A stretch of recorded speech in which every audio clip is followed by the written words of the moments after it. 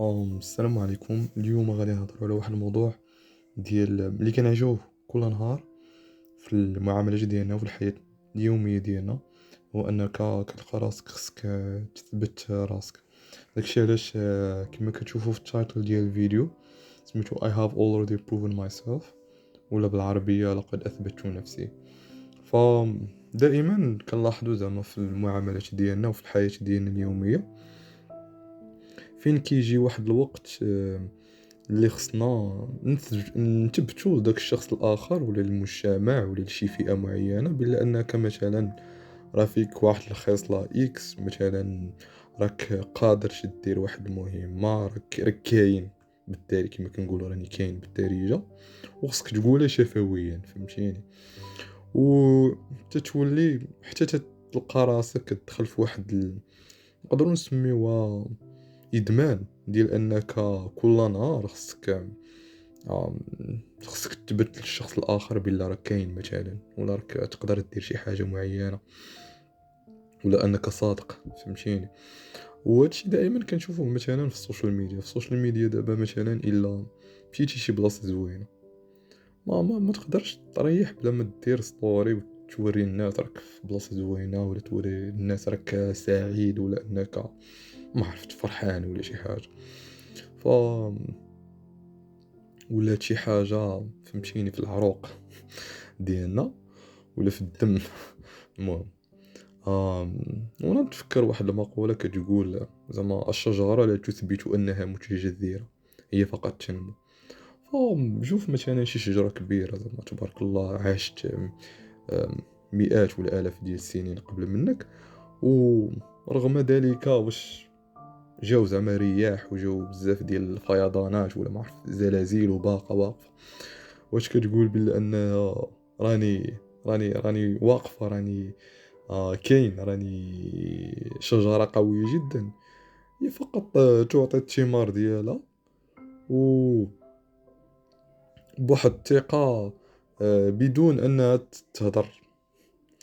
المهم انا عطيتكم اكزومبل بالشجره، بالطبيعه اللي ما كتهضرش، ولكن نقدروا نستخلصوا من هذا المعنى هذا ديال انها ما كتضيعش الوقت ديالها في اقناع مثلا أم، الناس اللي حواليها بلا ان جذورها قويه، فهمتيني؟ وما كتبغيش تشرح للرياح بلا انها راه تقف بثبات. هي ببساطه توجد وتنمو، فهمتيني؟ والوجود ديالها دليل كافي على الحقيقه ديالها. ف فهاد القضيه هادي كنشوفوها بزاف في الطبيعه. في الطبيعه ما كنشوفوش زعما الكائنات الاخرين من غير الانسان انه كيهضر كيقول انا راني واعر، انا لا درت هادي، انا لا درت هادي، بينما فقط يعمل، فهمتيني؟ كيدير اللي عليه، وداك داك العمل ديالو هو اللي كيتبت. مثلا عاوتاني قلت لك الشجره، نقولوا الفهد مثلا. واش الفهد عمرو شي نهار جا عندنا قالنا شوف راه انا هو اسرع حيوان في العالم؟ عمرو قال، ولكن باش عرفناه هو اسرع حيوان مثلا في العالم؟ آم، مشى تبع الفريسه ديالو كدا، شدها في 3 ثواني، ماشي في 3 ثواني، ولكن المهم جرى ويبين بلا انه كيرى انه هو اسرع حيوان.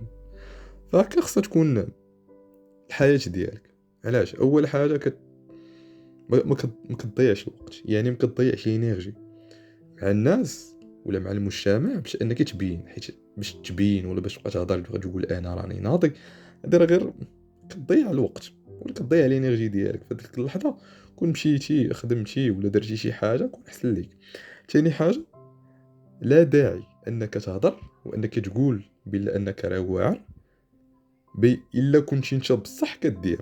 الا كنتي انت بصح مثلا مثلا انت واحد سبيكر ناضي، عندك مع الكومونيكاسيون مزيان، كتشرح، لا داعي تقول لهم انا ام جود سبيكر.